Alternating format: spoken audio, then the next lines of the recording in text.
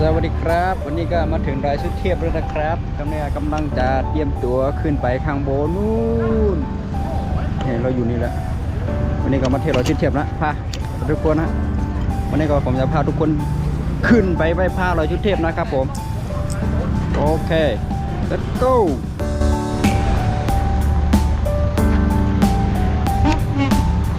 เริ่มขึ้นกันแล้วนะฮะทุกคน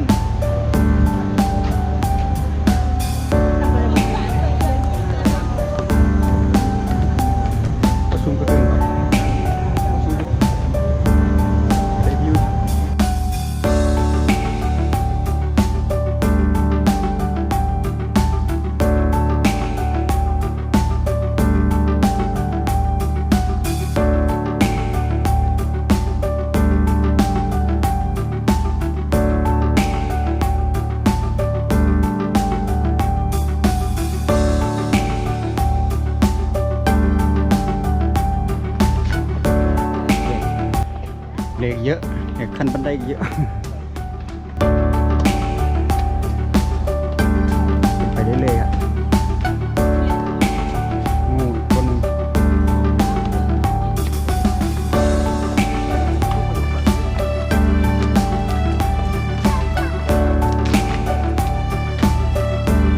ุกมาขึ้นนะเด็กครึ่งขั้นบันไดแล้วเร็ว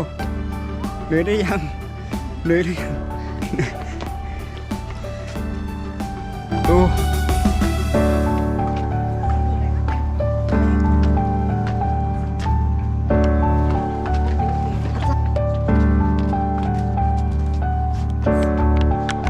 ไก่อีกยาวไก่นี่ไหมเหนื่อยไหมจ๊ะเหนื่อยค่ะดูหน้าหน่อยดูหน้าไหมดูหน้าไม่เหนื่อยเลยมันเวววิ่งขึ้นเว้ยวิ่งขึ้นจะเหนื่อยเลยไกลแล้วนิดเดียวอีกนิดเดียว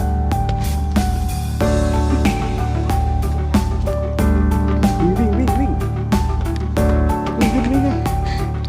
ไหว